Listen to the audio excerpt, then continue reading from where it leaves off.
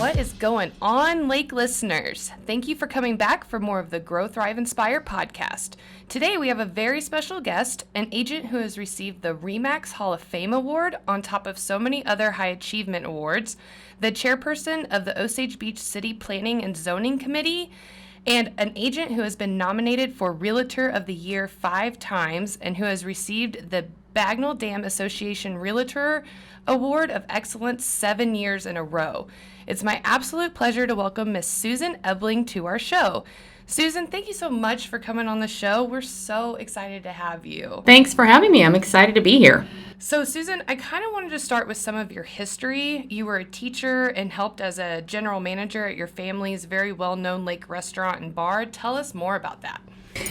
Yeah, I'll try to keep it as short as I can. So my parents, my mother grew up at the lake, and my grandfather had built one of the first lakefront resorts in Osage Beach called Calfran Lodge. Okay. So she and my aunts and uncles grew up there working like you do when you're a kid and your parents own a business at the lake, right. Free slave labor. And she graduated from high school at Osage and went to college at Mizzou and swore she would never come back to Lake of the Ozarks because it was a tiny little podunk town and she wanted to get out. Wow. And so she went to school to become a teacher, met my father. He was becoming a teacher. They got married. My father happened to be a camp counselor every summer at Lake of the Ozarks, but never met my mom here. He was a camp counselor for W at, and I never remembered the name of it. It's actually a famous camp. I'll probably think of it. Regardless, he thought Lake of the Ozarks was the best place on earth and thought that someday he could not wait to somehow get here. Oh, wow. He was from St. Louis. My mom was originally from St. Louis before they moved here when she was like in junior high. My mother, on the other hand, thought she couldn't wait to get back to the city because the Lake of the Ozarks to her was just nothing but work and no fun. So they got married and were teachers, and then my mom became a stay-at-home mom, and my dad ended up getting in corporate America in St. Louis. He worked for Ralston Purina. And we would come down all the time, visit my grandma, go boating, do the thing that summer, people come down in the summer to do. And my dad found out that the Floating Clown was for sale. Okay. And the Floating Clown was one of the very few businesses at the lake at the time.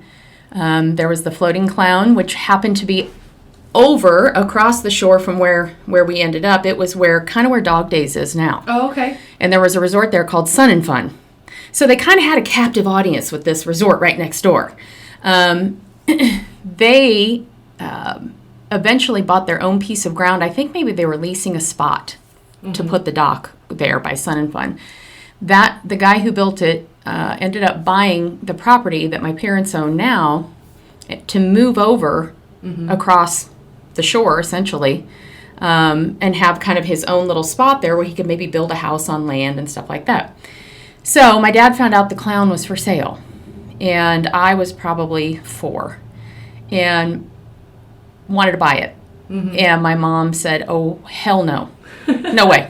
First of all, we don't know anything about owning a restaurant or a floating restaurant. I don't want to live in Lake of the Ozarks full time, and you have a really good job. So the answer is no. Wow. My dad just was focused, and he was going to do it no matter what. So he ended up asking my grandmother for a loan to buy this place, and ended up buying it. I could tell you a story for 2 hours about how he bought it because it's hilarious. But so that's how my parents got started in the bar restaurant business. It was really a fluke. And so we moved here when I was it was right before I was 5, maybe 4.5. And I had a newborn sister, and that was the business we all worked in for my entire life, really. I mean, from the time I can remember, I was picking up trash, scrubbing toilets, tying up boats, gassing up boats, waiting on people. I did that every weekend, spring break, summer of my life. I never went on a spring break like college kids do or anything. I always worked. And so because my parents were former teachers, I went to college to become a teacher, which is quite common when your parents have been teachers. My mom and I have the same business degrees, so I totally understand. But it also lends itself really well to being able to run a business because my parents' employees were basically all high school and college kids that would show up for season. And to my mom, that was like having her new class every year. Oh, that's really cool. So it all kind of blends together really well. Yeah. I taught third grade for a very short time and was still working, coming back and helping my parents and working. And that eventually led to, I thought I was done working in that business and I was going to be a grown-up now, quote unquote. And, a few things happened and my parents called me and said, please don't sign your teaching contract. We need you to come back here and help us run the business because our GM had left. And it was right at the beginning of the summer and you couldn't just throw a stranger into it. So I said, oh yeah, I'll come help for a summer. Mm-hmm. Yeah, okay. 10 summers later, I was like, okay, I'm really done this time. Mm-hmm. I got to find something else to do, and then went and got my real estate license. So there you go. Wow. Well, that's exactly kind of where I wanted to transition next was you just kind of starting your real estate journey. And that was kind of a while ago, over 20 years, you had said. So, what happened there? How did you pick real estate? I have a funny story for everything. I love funny stories. Things just happen, life just happens. So at the time, my grandfather had been in real estate and had moved from St. Louis. My dad's father had moved from St. Louis down here when I was small and had been in real estate, which was a totally different ball of wax back then than it is now. And, he loved it because he loved people. Mm-hmm. He didn't make a lot of money. He didn't get rich, but he really loved it. And he would always talk to me about it. I would go to their house after school, and he would pick me up and stuff like that. So it wasn't totally foreign to me. Plus, some of my parents' friends had been in real estate. But then, fast forward, I was married at the time. I was really ready to move on and do something else besides the family business. Absolutely. That I had done for so long. And I was married to a builder. Okay. And he had moved here from Columbia. And he was just getting started in his business too, building a lot of specs. And we had gone through probably, I hate to say this, but like 3 different agents or 4 different agents. Really? And didn't like any of them. Oh, wow. Not that I knew anything about real estate, but I just knew I just didn't get a good feeling, number 1. Number 2, I didn't get good communication. Number 3, there was something in my head saying, you could do this a lot better. Right. You can do this a lot better. And so really on honestly just kind of a fluke, my husband said, you know what, just go to the class and take the test. At least you can just sell our houses, Right, yeah. And I thought, yeah, okay, that'll be at least something else to do until I figure out what I'm really going to do. Right, yeah. Good business idea. Yeah, and the lake was growing and he was certainly doing a decent business. And so I went, okay, yeah, I'll do that. So I went and got my real estate license and had made a promise to myself in my head, which looking back was probably totally ridiculous, but somehow I achieved it. I always give myself these ultimatums, like if you don't do this by this time, then you're done. That's a sign from God. You got to quit. Yeah. So I gave myself this ultimatum that if I did not make more money in my first year of real estate than I had been making at the family business with my salary, then I was done. I wasn't going to do real estate anymore. Wow. So I did not give myself very much time. Yeah. I didn't realize that was a stupid, right. It wasn't enough time. Yeah. But I did it. I did it. So at the end of a year, I was like, wow, okay, I did that. So let me set some new goals. And so, hence, every year, as anybody should, I think, in any business, I've always changed my goals, modified my goals. But because that first year I managed to do what I thought in my head I should do, I have carried on now. Well, that's really impressive. I get that from so many agents, now in our industry looking to join, and yeah, they have the same similar concept in their mind about they think it'll go a little bit better their first year, but it actually takes about 3 or 4 years to really, really get into it. So that's impressive. At this time, though, you were also kind of the youngest in the industry. Is that right? So tell me about how you were intentional about changing your clients or your co-agents' perspective when it came to kind of your professionalism. So because I grew up at the lake and because my family owned one of the largest businesses at the lake, everybody knew us. Everybody knows my family. And I was always working at the bar, so everybody just knew me from that. And this is Topsider. The Topsider. Yeah. Clown Poop Deck and Topsider were our places. I love that place. And we miss it. Miss the people, really. But so I joined Gaslight Gundaker was the company I joined when I first got my license. It was the largest company at the lake at the time. Oh, wow. And it was Gaslight was paired with Gundaker because my broker was friends with Gordon Gundaker, and Gordon Gundaker happened to have a house at the lake, and Gundaker was huge in St. Louis. So we got all of our training and everything from Gundaker. So I joined that office, and I'm really ignorant to the everyday life of a real estate agent. I don't have any idea what I'm going to do to start or anything. But I joined that office, and it was the one right across the street, which was their main office, right across the street from us here. And I came in and bebopped into the broker's office, and she's like, "Oh yeah, we'd love to have you. We have a little interview, chit chat, whatever." And she shows me where my office is going to be, and it was a giant room on the second floor of the office building, and it was a bullpen of 20 desks side by side with phones on them. Wow, that's it. We didn't have computers or anything. Yeah. I mean, it was. They had just recently gotten, it was a brand new MLS system on a computer. It was the first one that anybody, before that they were all doing still books and everything. Wow. Which is really old school. So I was kind of learning like everybody else was, but everyone in my office was, I was 30 and everybody else was at least 65. Wow. And so they kind of looked at me like this dumb kid coming in, like patting me on the head like, "Okay, honey, yeah, you're going to do really good in real estate, yeah." None of them wanted to talk to me. Wow. None of them wanted to help me. None of them could help me at that point because they didn't even know this new MLS system. And so I just, like I do everything else, I made a decision in my head that I was going to win these people over and they were going to love me no matter what happened. And I was going to suck any bit of knowledge out of them that I could because a lot of them had been in real estate 30, 40 years. And so I just went around and would spend time in each person's office and ask them questions. Tried not to be annoying, but sometimes, they'd be like, "Not in the mood for you today, Ebling, get out." I'm like, "Okay," and I move on down to the next office. But they let me hold their listings open, what else was I going to do? I didn't have any business or listings, and I thought, okay, well, at least I can do open house. I know how to talk to people since I grew up talking to people in my family's business.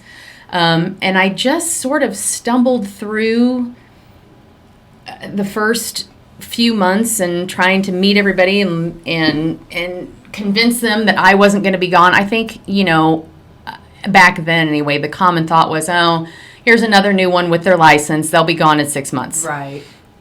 And when they saw I wasn't going anywhere, then they became, it was just a slow process of, acceptance. Right. Yeah. And then they all loved me and treated me like their daughter. And, good. I ended up getting books of business from them when they would move away or retire or whatever. They would just give them to me, give me their list of clients. That's great. So most of them have passed on, to be honest with you, but I learned a lot. They all were very old school in the way they did business because that was the way it was done, forever. But I got to tell you, I learned a lot from them just personally, in the industry. And just little things. Bobby Bash was actually at one of our satellite offices on HH. I have the funniest story that I will not tell here that I love telling in front of Bobby, because it just makes me laugh. But I was so scared of Bobby Bash, I can't even tell you. And I was friends with her children that were my age, but I went in her office one day and I went in to ask her some questions. Like, I had this list of questions I wanted to ask her because she was the big to-do. Oh, yeah. In our company at the lake back then, period. She was the queen. And so I I had made an appointment to go in and see her, and I was all excited, and I had this list of questions. I was all nervous. And I opened the door. She was in the basement of this office building. It was her whole lower level was hers. And I opened the door, and all I hear is Bobby yelling. And I was like, oh, my God, who is she talking to? Who is she talking to? And she hangs up the phone, and I won't share exactly what she said on this podcast, but I can imagine. She was talking to a client. And she basically, her piece of advice for me that day was, don't take any crap off your clients. You don't have to, and it was just a hilarious conversation that day, and my questions went out the window. Oh, I can imagine. And I ended up just asking her completely different things than I had planned on it. But, she... Bobby, I love Bobby to this day, to death. She knows that. She is a wealth of knowledge, but she was one that's been in the business. She has been in the business a long time, and she has gone from doing it what I call the super old school way to trying to keep up with today's technology, and she's done it, which I admire greatly because her business is still booming. Yeah. Absolutely. When you were going through this transition, I assume that you kind of looked at your family's business at Topsider as possible, like lead generation and stuff when you transitioned that direction. Did you have challenges with that as far as clients there and seeing you in a different light? So, yes, I mistakenly assumed because everybody knew me that I would just get business. They would just call me. Because they knew me. Well, it was the polar opposite. Really? Nobody was calling me because they thought, real estate, come on, that's not what you do. Wow. You're really good waitress, bartender, manager, whatever. But they didn't want anything to do with me with real estate. Wow. It took me years and years, at least 10 plus years, for some of those people that I've known since I was a child, really, to consider me a serious real estate agent that knows what they're doing and that they're confident in working with me. It took a long time, much longer than I had thought. Wow. And it took a lot of, it was really Jeff that coached me and had me turn the corner, because every year we would have the same conversation when I was doing my business plan. And he kept saying, what can you do differently? He's like, I can't answer it for you. It's only something you can answer. But what do you need to do differently to get all these people that that are here at the lake, and not just that live here? I know people, that have lake houses, or they live here in the summer, or they're only here on weekends, or whatever. That was our whole clientele at my family's business. He's like, you need to figure out how you can change their perspective of you, because that's what you have to do. That's huge. And it seemed like such a giant undertaking. I didn't know where to start. And I worked on that for a good, 5 years at least. And it was, social media helped. Social media was kind of just starting. And so presenting being very intentional about the things I put out in the world. Like the messages. The messages and the information and the pictures and all of that. And, I also decided that, because, sometimes you're at the gas station at 7 o'clock in the morning and you run into somebody and they immediately start firing off questions about the market. So I also just started basically memorizing the numbers of each quarter, what was happening. Sometimes each week I would, if it was a really busy or really slow, or I would focus on being able to have a really detailed conversation at the drop of a hat with numbers. Yeah. Because numbers don't lie. They're facts. Yeah. It has nothing to do with my opinion. And that seemed to really help, just absorbing like a sponge the market and the knowledge of. I just love that, though, because I feel very similar. I'm a person who loves education in general. So to me, that's kind of, my grandfather always said this to me. It's, education is the number one thing that no one can take away from you. And so I just look at that particular instance, like you said, just everything being absorbent like a sponge, trying to absorb anything that you might not understand. That's huge. That's awesome. And it was a whole bunch of things, but being very, very intentional about everything, really.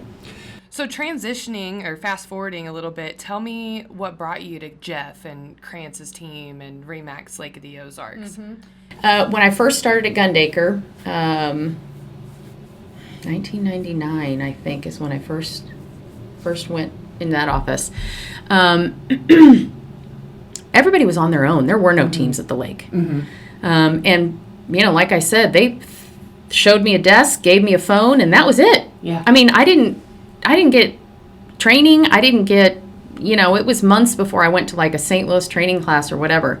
And so for 7 years at Gundaker, I did everything on my own, as any agent does. I wasn't busy enough to have an assistant or anything, so I did all my own pictures. I put on all my lock boxes, put up my own signs. I staged my own properties. I can't imagine that schedule. Anything and everything, and so. And at that time, Gaslight as a company at the lake was growing exponentially. They had like 7 offices, and it was, in my mind, it grew really fast, probably too fast, and I started to see little cracks in the system. Oh, okay. Frank Christensen, I'd known since I was a child because Lori, his daughter, is my age, and he had always been after me. I was very successful at Gaslight. Very successful, and Frank had been trying to recruit me for a long time, and I'm just ultra loyal. Number one. Number two, I hate change. Yeah, I understand that. So I just kept saying no to Frank, and then finally Frank's like, listen, just come talk to me, so in, I don't know, 2006 maybe, I had decided, okay, I'm going to make the move, and I was going to do it in the wintertime when it's the slowest that it ever is, and that was when they were building the Landmark Center, and they had no space here. So I brought a couple agents with me from Gaslight, and we decided we're going to have a team because that was kind of the thing now. And Frank said, well, the only spot we've got for you is over in the Landmark Center.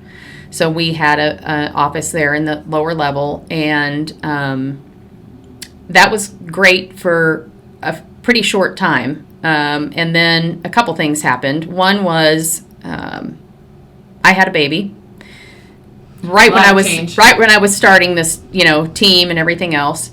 Number two, the market started to crash. You could just kind of see twinges of it at the end of 2007, beginning of 2008, which is right when I had a newborn baby. So my timing was impeccable. And another fun thing happened about 6 months into the market crash. I got diagnosed with melanoma cancer. Oh my gosh. Great timing, right? Like perfect storm. Impeccable timing. So anyway, that whole batch of things happening all at once led me to decide that it wasn't the time for me to carry the weight of a team. Absolutely. I had too much other stuff going on. So I thought, I was sort of lost, to be honest with you. There was just a lot on my plate. And so I thought, well, I guess I'm just going to leave Remax and, go somewhere. I didn't even know what I was doing. Right. And Jeff, George, and Jason, God bless them, pulled me into a private meeting and just said, hey, chick, you're not leaving. Okay? Wow. Not happening. Yeah, I could see them doing that. So Frank said, listen, you do have a lot on your plate. I think you should join a team, even if it's for a short time, okay? Because you're used to being the boss, and you're used to being on your own, and you're used to running things. But, I think right now maybe you should really think about joining a team. And I said, oh, nobody's going to want me, blah, blah, blah. Well, he was like, no, pick your team. Yeah, you pick it, I'm sure. And, I talked to a few people, and Jeff and I, people probably don't know this, but Jeff and I grew up at the lake together. His family's resort was right directly across the lake. Like, I could look at their resort from our business. Okay. Jeff and I went to kindergarten through 5th grade. I'm trying to remember when he moved back to Illinois. It was about 5th grade together in the same class. Oh, wow. And our parents were friends. So we would jump in our fishing boat, on a Friday night and go over there so our parents could hang out and party. And the kids would just wreak havoc and run through the resort and whatever. So I had a previous relationship with Jeff. I was comfortable with Jeff. And when I talked to he and Mel, it was just the place I needed to be. Clicked. It was just comfortable, and I needed to go there. They knew I was extremely apprehensive about joining a team. I have a magnet on my refrigerator at home that someone gave me that pretty much says what I think, or what I normally think, which is, I love being on a team as long as I can be in charge. I love that. And our team is full of a bunch of chiefs, really. But you have to have that type of personality, I believe, to be successful in real estate. So my goal at the time was just get there, get some of the stuff off of my plate, let the team help me, and let me sort of get my life settled. And then, we'll see what I'm going to do. Am I going to stay on a team? Am I not? Well, I got to tell you, from somebody who, A, loves to do things on their own, and B, was used to doing things on their own, there's no possible way that I could function today without being on a team. Well, and that's what I was going to ask you next. Looking back now, I know that you and I have talked, and you have said that, you get asked often, why are you still on a team? Why are you still on a team? Elaborate more on that response, I guess. I do get asked quite a bit, especially from people that know me really well, why I'm still on a team. My name, quote unquote, holds weight. So my name is recognizable, and you don't see it when you're on a team. You see the team name. You don't see the individual names. Right. And I get that, and that is true. However, what the average person doesn't know are all the workings of real estate. And to be able to do the volume of business that I do, I have to have a team. I cannot possibly do it all on my own. And it's not just any team. The team I'm on is a very well-oiled machine. Oh, yeah. Extremely well-oiled, and we are constantly auditing ourselves to keep it. And when I go on a listing appointment, I actually call it the machine. Yeah. I'm talking to someone. That's awesome. I'm a highly organized person, and I'm a highly scheduled person. I can't live any other way because I am too busy. And so, because I'm on a team that functions that same way, it works very well for me. And being on the team allows me to be able to grow my business. Where if I were on my own and I couldn't have this volume of business and be on my own. There's no way I could do it. I would have to have multiple assistants and staff, and I would just need a lot of help. Well, that's what the team provides. The synergy of the team is another thing that I don't think I can be without. Mel and I are shoved. The joke is, Mel and I are shoved back in the corner of the office because I've heard that because the two of us are almost identical in the way that we do things, and we're loud, and we're constantly bouncing ideas off each other, and we're yelling. But that's what I thrive in. If I didn't have Mel listening to every word that I say every day to every client, I wouldn't get some of the ideas that I get from her. I would not, without that team, I would not be where I am today, period. That's it. Well, and I'm sure she would say the same, listening to your ideas and stuff being so close together. That is really cool. I love that. Another thing that inspires me so much is your belief in constant learning and improvement, like we talked about, especially as a single mother. You have several professional designations. Can you elaborate more on this and like your success with education and taking that seriously? Well, being the child of teachers and then becoming a teacher, I think education is very important. And when I say education, I don't mean college necessarily. I mean in whatever you choose to do with your life. So if you're going to be a chef, then I think you should constantly be trying to learn new things, plating skills, knife skills, whatever it is, to grow your skill set, to grow your business. So basically like mastering a subject. Mastering something. Yeah. My mom's insistence, my mother was very active in the community growing up, extremely active. And my mom said, that's what happened. When you live in a community, you need to serve the community. Mm-hmm. That's part of it. You don't just get to go home every night and not help the community grow, especially when you live in a small town like this that really was grown from entrepreneurial people. Mm-hmm. They're the ones that grew this town, mm-hmm. This small group of people, this small group of business owners. And they did everything from, my mom's friend was the mayor for years. The Farrells. John Farrell was instrumental, really, in growing real estate at Lake of the Ozarks, mm-hmm. and many other people that are still here and still in real estate. So once I decided real estate was going to be my thing, mm-hmm. I knew immediately that I needed to, in my mind, I needed to figure out how I was going to learn more than I was learning just in my everyday business. Mm-hmm. I think designations, the professional designations that are available to us, I call those like your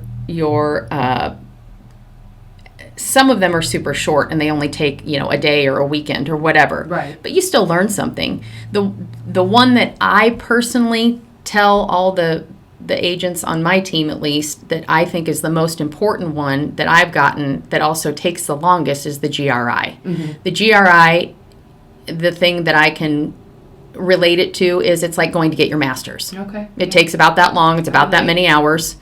And I learned the absolute most from those GRI classes. I mean, things you would never tax loopholes. And it just crazy stuff that I would have never learned.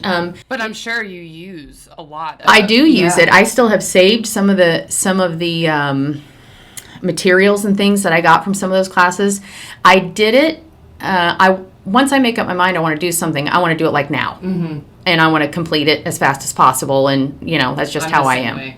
So I got my GRI, and you couldn't do anything, the classes or anything online. They were all in person, and they were all about 2 or 3 days long. Wow.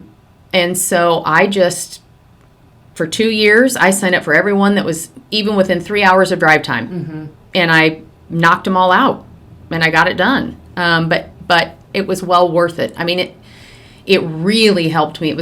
I completed it right about the time I was moving over to RE/MAX, mm-hmm. and it really gave me a boost of confidence. Mm-hmm. I felt like, okay, well now I've got this in my tool belt. Yeah, I know all this stuff, this new stuff that I didn't know before, and at all of those classes, I met a whole bunch of agents. Mm-hmm.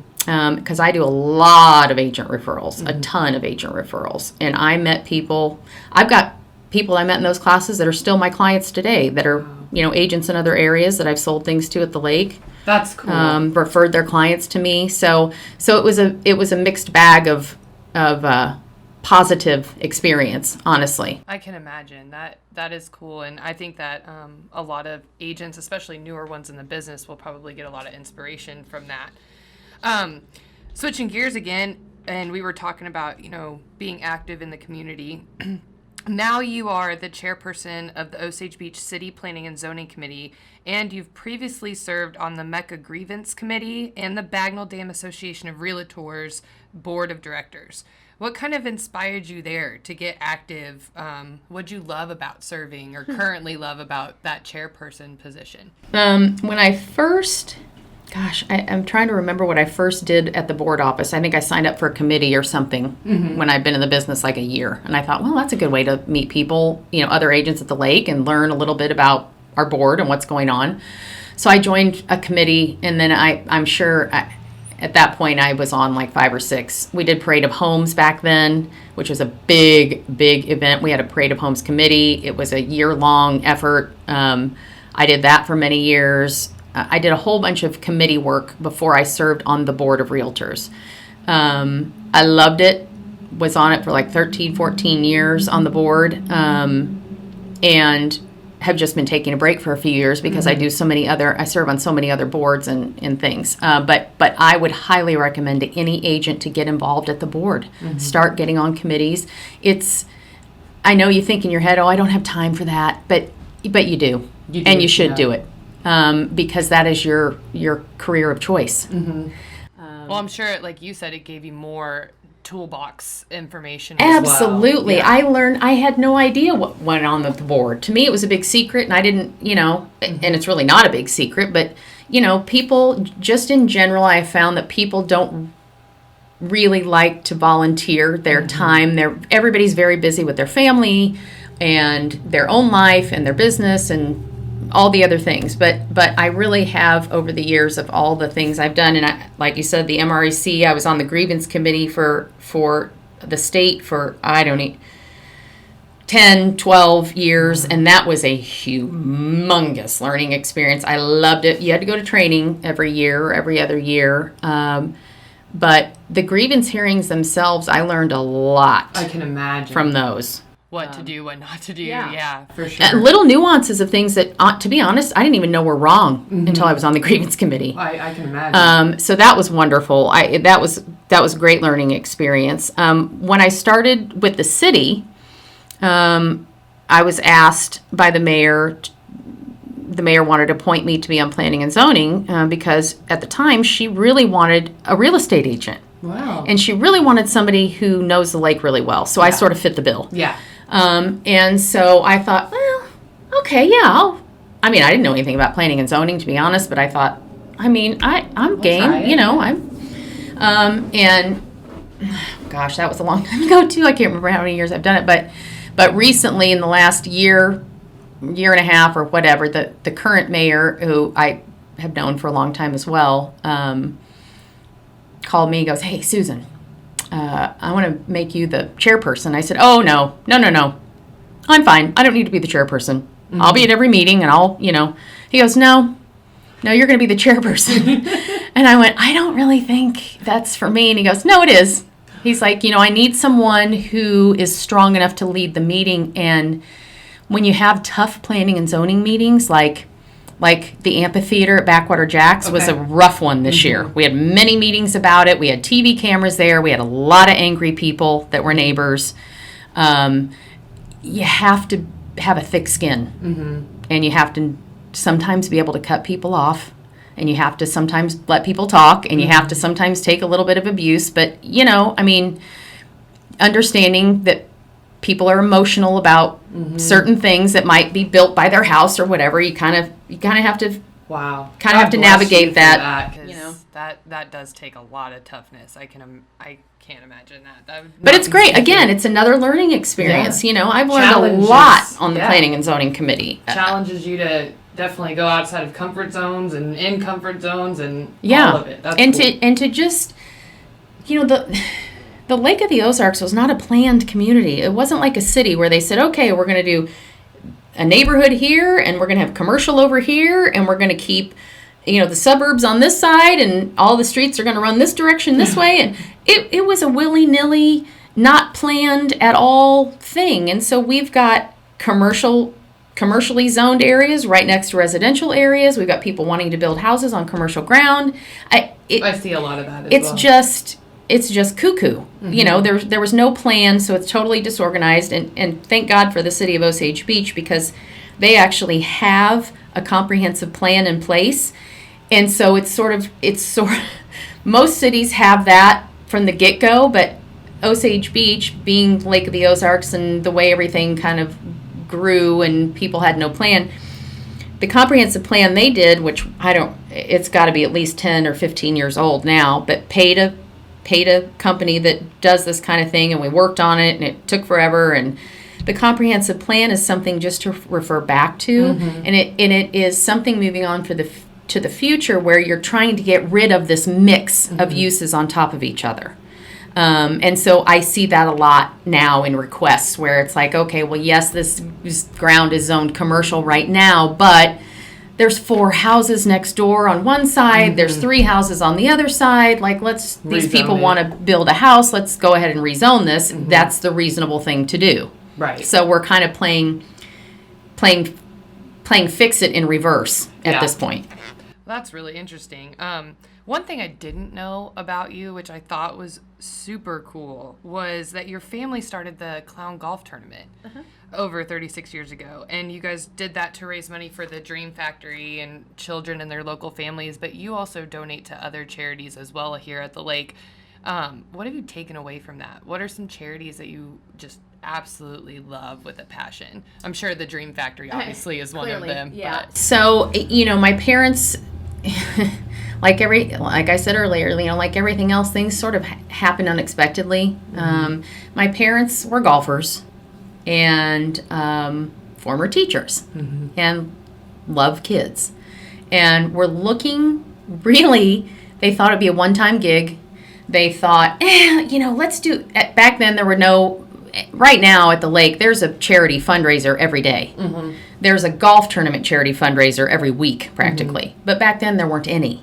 And my parents were trying to think of a way that they could have some fun with their friends, playing golf, and maybe raise some money for somebody at the lake that needed something. And my parents, being former teachers, really wanted to try to find a children's type of a charity. I love that. My parents are very big on helping the local community. They don't want money they raise to go to some other state with a community they don't live in. They want to help the community they live in. So at that time, when they started 36 years ago, they were looking for a charity. And they were looking around, and the Dream Factory had just started a local chapter at the lake. My parents didn't even know what it was. Wow. But found out about it from somebody, went and talked to them, and they said, oh, yeah, all the money stays local here at Lake of the Ozarks. And it's for, chronically ill children and their families, blah, blah, blah. My parents were like, great, perfect for us. That's what we want to do. And they really thought they were going to do it just that 1 year. 36 years later, here we are, still doing it. I think that's fantastic. It kind of gives me chills, but it's just because I have the same passion for children and families going through that. I mean, that is amazing. Yeah, it's been growing up with that kind of thing, with the mindset of parents who really just, they want to help people all the time. I can't tell you how many times I would come home and there'd be some stranger at our table eating dinner, and my dad's like, this is so-and-so, we're helping him. I think that's awesome. My dad would be like, I'm getting him a job, I'm going to find him a place to live. It was just, that was just all the time in our house.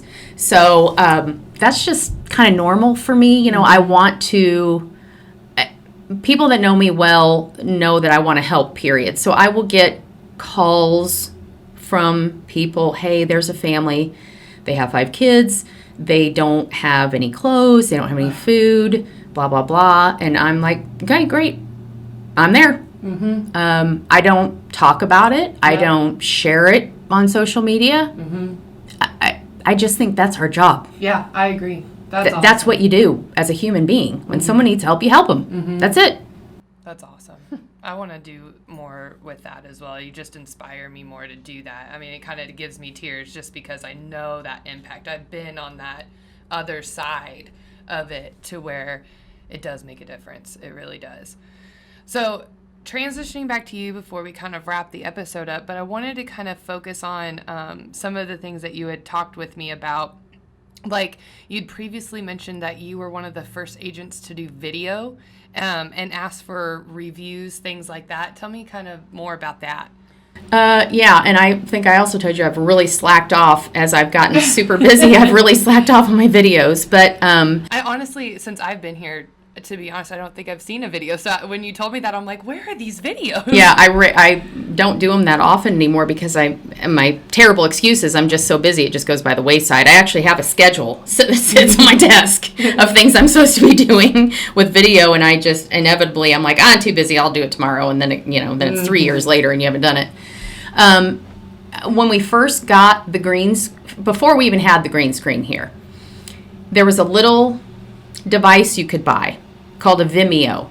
Okay. And it looked like an iPod, a little iPod. And it was right when I joined Remax. And you could carry it around like in your pocket.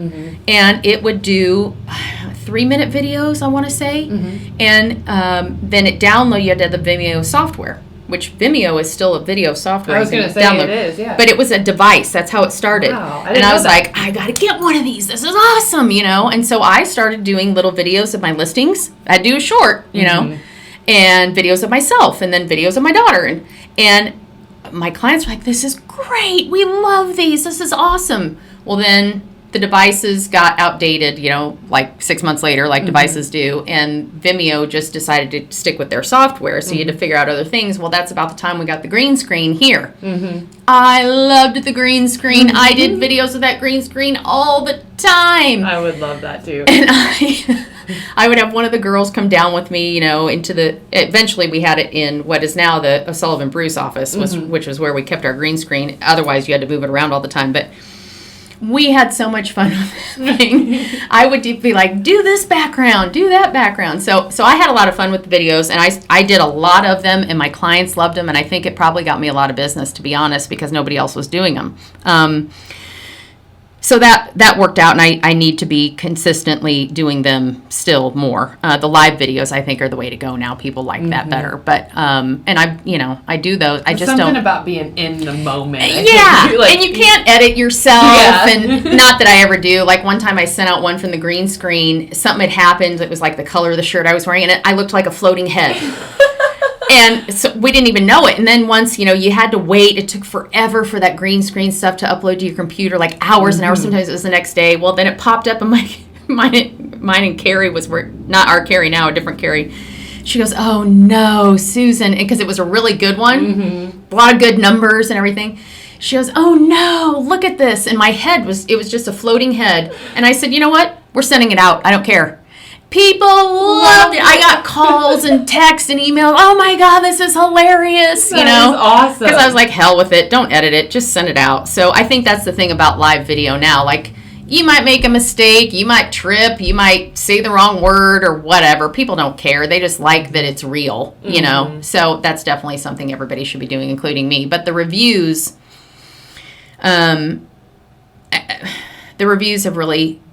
have really changed my business completely. So I don't know what made me start asking. I must have gone to a class or seminar or something that we had.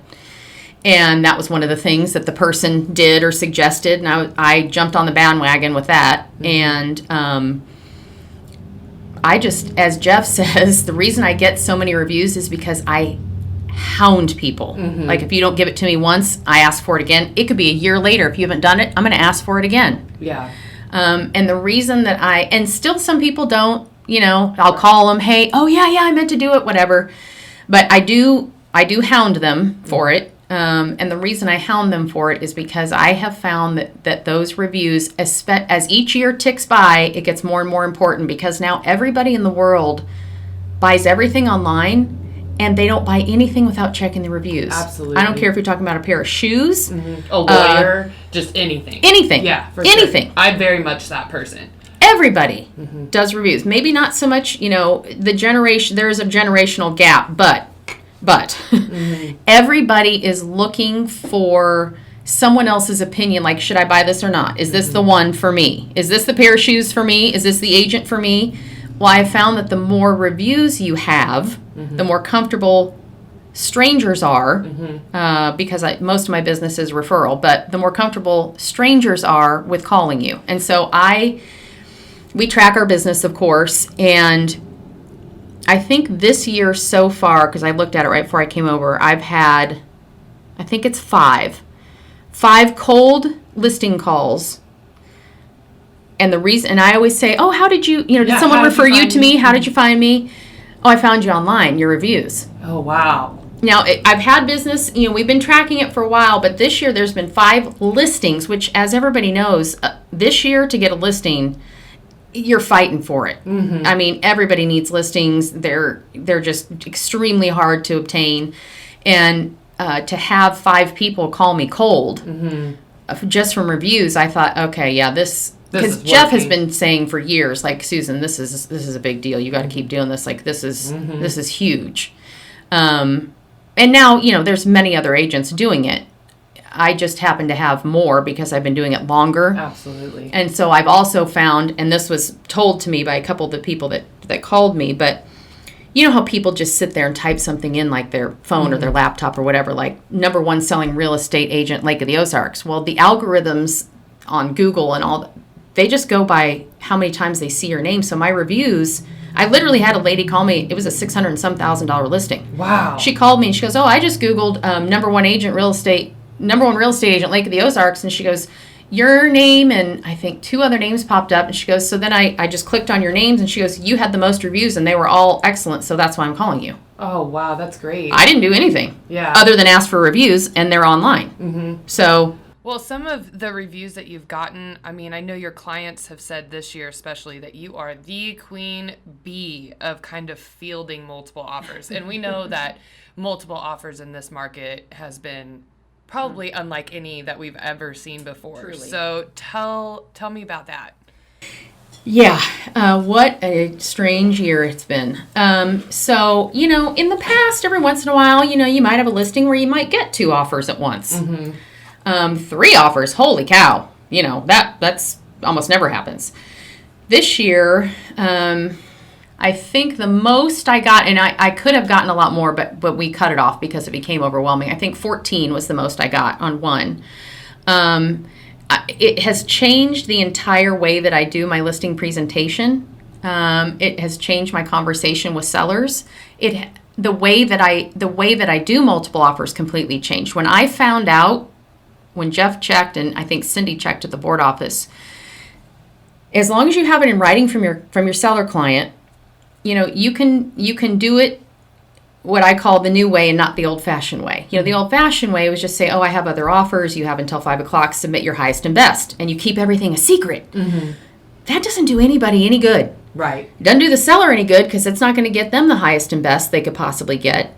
It doesn't do the buyer any good because they're shooting in the dark. They have no idea what they're competing against. Mm-hmm. And hence, it doesn't help the buyer's agents to advise their clients. Mm-hmm. So when I found out that you could, as long as it was on the listing, you had it in writing from the seller, that you could be transparent. Now, I don't tell names. Right. I don't tell names, but I say, okay, Caitlin, if you submit an offer on this listing, you're going to be in a email chain of every agent who has submitted an offer, and you will have the highlights of each offer. Offer number 1, no names or anything, but I just say offer number 1, it's this much money, it's cash, and it's no contingencies. Close on this date, this much earnest money. Offer number 2 is this much, contingent upon appraisal. Close on this date, this much earnest money. Offer number 3, the earnest money is non-refundable. I give the highlights that the agents and their clients need to know in order to improve their offer if they want to. And I give them an opportunity to improve their offer. At the end of the game, I'll say, okay, everything's due by 5 o'clock tomorrow. Mm-hmm. But at 5 o'clock, I'm going to give you all 15 minutes to change your offers again. It's a lot of work for the listing agent.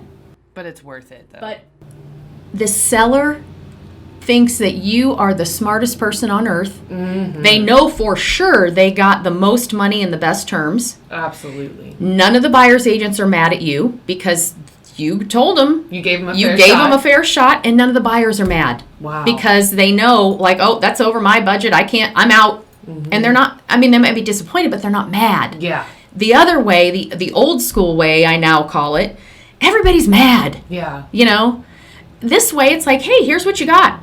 Here's what you're up against. If you can beat it, try to beat it. If you can't, walk away gracefully. Nobody gets upset. Much better. I've had great, of course the sellers love it. They think, I'm amazing. Well, yeah, who wouldn't? But the buyer's agents, I have had such great feedback after the fact, even from ones that lose. Mm-hmm. Susan, thank you so much. That was just so great. I wish everybody would do that. And I'm like, well, everybody can. They just don't realize they can. Yeah, being that you just got to get it in the listing. Yeah.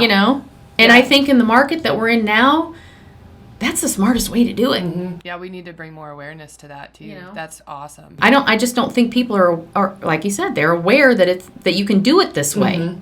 Yeah, because there's so many idiosyncrasies within those fine prints and lines and stuff all within those contracts. So being able to really know the avenues that you can take to benefit your clients like that, that's huge. Yeah, it's cool.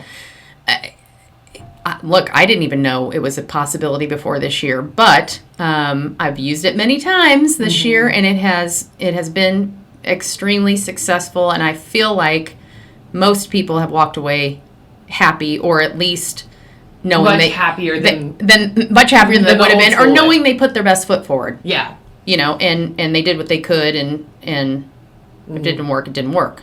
Wow. Okay, a couple more questions. What would be some advice to those who are new to our industry that you would give them? Oh, brother. It's funny because I'm on a lot of like Facebook groups with agents all over the country, you know. And somebody asked a very similar question, and it was interesting. I always like to read all the responses, but I try to keep my responses short. I think that looking back on, you know, my ignorance and thought how it would happen so quickly, it is not a sprint business. It's a marathon business. And truly, I have not seen giant changes in my own business. It's been like I saw a big change at 10 years. I've seen a huge change at 20 years. It's not things that happen super fast. You might have a great year, and then you might have 3 terrible years. Right. I mean, it is a business that, in my mind, I know that the public sometimes tends to look at real estate agents like car salesmen or like lawyers, like we're just trying to get them and we're just trying to get their money. See, I view it as completely the opposite. I'm here to serve people. I've been serving people my whole life. I'm here to help people. That is truly why I love this job. And it's not even a job. I always tell people, this isn't a job. Are you kidding me? This isn't a job at all. This just happens to be something I love to do, and I don't even look at it as a job. That's why I'm driving out to some house at 9 o'clock at night on a Saturday night to go unlock the door because they left their key. Because I love it. I love people. I love helping people. And now that I'm confident enough in my own skills and my own knowledge, I truly show up to any appointment or anybody. I'm here to help you. Wow. Ask me anything. I don't care. I'm literally here to help you. I don't think of it as a paycheck. I don't think of it as anything else than I want to help you. I want to loan you my knowledge and my skills to help you in whatever way I can. And that's what I would say to a new agent. You know, as long as you go into this not trying to get rich quick, I think the mindset of knowing that it's not going to happen fast. Consistency over time, long periods of time. It's a roller coaster ride. You're going to have wonderful years. You're going to have terrible years. You're going to want to quit sometimes. But to me, it is one of the very few things you can do where you are in charge of yourself. There is no limit on your potential of earnings or accept yourself, pushing limits on yourself. You push your own limits. So there's no cap. There's no cap on my salary. There's no cap. I can work when I want to. Of course, I work all the time because that's how I was raised, and you know, I don't. It doesn't bother me, but you know, I just think that if you the mindset of trying to grow, trying to better yourself, always trying to learn. And just realize that no one expects you to be an overnight success. You know, that's not what it's going to be. That's awesome. You mentioned earlier that you crushed your goals this year and that you're a person who is constantly growing. And you've said that you are not growing, or if you're not growing, you are dead. Yeah. Where do you see yourself growing next? Oh, gosh. See, that's the fun thing. Like, I'm a big proponent of manifesting your own destiny and visualizing, and you know, like a lot of people think it's like The Secret, like the book The Secret and the movie The Secret. It relates to that, but I believe that I don't even know what my potential is. I don't. I believe that too. That's so crazy. I leave the door open to the universe to, I'm here, I'm ready. Present you with opportunities. Yeah. I mean, I have vision boards and I do all that kind of stuff because truly I've seen them work in my life.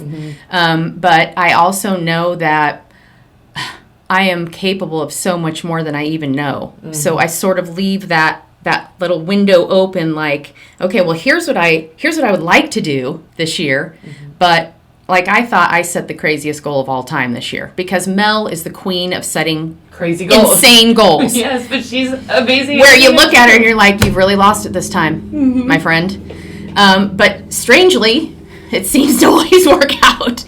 So she's been pushing me for a while, and so this year, we had already had a discussion. I had already set what I thought was a cuckoo goal. And then we went to see Judy Ledoux, I think is how I'm saying her name right. Loved it.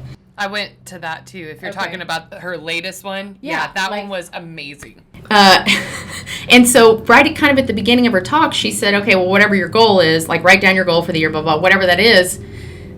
I don't even remember how she said it, but basically it was like, add X to it. And I thought, oh my, this lady's out of her mind, you know? And so Mel's pointing at my paper, like, write it down. Write it down. So I had my cuckoo goal for 2020, and then I put my this is never going to happen goal. And I'm a big proponent of, I think if you actually write things down, or you actually make a vision board or whatever, the sheer doing of it somehow changes the wavelength and opens the door for it to happen. So I wrote it down, and I put some kind of little smart-ass remark beside it, you know. And Mel was like looking at me like, I don't know, it might happen. She's Mel. so good about that, yeah. I don't even remember what month it was, a couple months ago. That cuckoo Judy Ledoux, like, never going to happen thing, I've blown past that. Wow. And so I always have a business plan. I always have goals. Sometimes they don't get met, but I'm always going to have them, and I'm always going to increase. I always go above the next year. Like, okay, well, I know you didn't get this little goal last year, but guess what? You're going to get that plus some. I think if you don't shoot for the moon, you're never going to get it. I agree. Yeah. You know? Yeah, and if you, like I was saying, put limits on yourself and lose your own momentum, your own passion, things like that. If you don't write your passions down, or at least revisit them, they're gone. You know. So, I think a lot of people forget to try to be better than they were the day before, and that's something that I tell myself daily. Like, I'm gonna be better than I was yesterday. I'm not always perfect. I have bad days, but who doesn't? You know, at least it's an intentional thought. Right. So. Exactly. Okay, last question.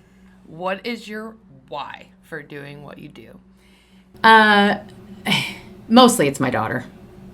I mean, I'm assuming any mom would say that, but that she really is my why. I was single for a long time. I was pretty old when she was born. I was 38, and I didn't know that I could even have a child. So she was a giant surprise, and drastically changed my life, because I had been living alone for 38, you know, and doing whatever I wanted to do whenever I wanted to do it, and the only person I was responsible for was myself. And I had, don't get me wrong, I've told the story 100 times, but I had a wonderful life. Yeah. You did. It was, you know, I can't say one bad thing. I had a wonderful life. I was extremely happy. And as anyone knows that has a child or children, that changes your entire everything. Yeah, everything about your life goes out the door. So my goal from the minute she was born, from the minute I found out I was pregnant, actually, was to, we can liken it back to what we were just saying. I have wonderful parents, and I had a wonderful childhood. My goal was to be the best mother I could be, make her life the absolute most wonderful life that I could possibly give her, better than mine was, be a better mom than my mom was. Again, you know, goals. Not that I didn't have a wonderful mom, or I don't have a wonderful mom. I do, but my focus was every day to be there for her. You know, I didn't want her to come home after school and nobody was home. Right. Which hence made her hang out at the real estate office an awful lot. But you know, I want her to be able to have the comfort of having a childhood. A lot of kids don't have a childhood anymore. I wanted her to have a childhood and focus on being a child. Now that she's turning 13, that's a little different, but I don't want her to ever worry about what I call adult worries of the world. Kids have no business. No.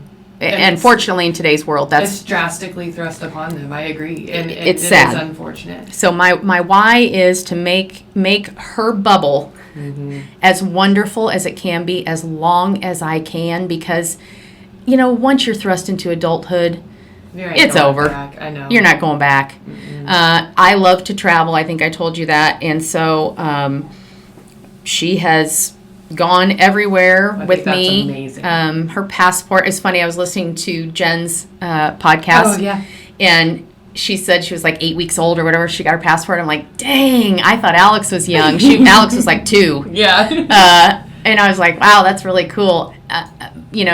Because I've given her that bug, that travel bug, she is a traveler. I think that's she is game to go anywhere, do anything. She wants to see the world just like I do. So that's part of my why. It takes some effort to be able to travel like that. Like that. You have to A, save money, but B, you also have to kind of work a whole bunch and get a whole lot of things lined out before you can leave for a week or two. And potentially like overseas, it's not as easy to conduct business when you're gone. So anyway, my why is to not only for her to have an amazing life, but, I want an amazing life. Absolutely. Don't want to stop that momentum, and traveling is one of your reasons, and I think that's powerful. I know I love to travel, and one of my biggest dreams is to backpack through Europe one day, or at least just go, so it's definitely on my vision board goal list. So, but thank you so much. And Grow, Thrive, Inspire listeners, we couldn't be more thankful to Susan for bringing her amazing history and knowledge here and sharing it with us. We have 5 more episodes coming for this season, so be sure to tune back in on Wednesdays or find us on Facebook, YouTube, Spotify, iTunes, and Instagram. Or you can visit growthriveinspirepodcast.com. Be sure to also check out our RE/MAX Lake of the Ozarks Facebook page for any upcoming houses coming up. Open houses are posted on Thursdays for the upcoming weekend, continuing our goal to help you fall in love with your next home or vacation spot. And remember to always grow, thrive, and inspire. See you soon.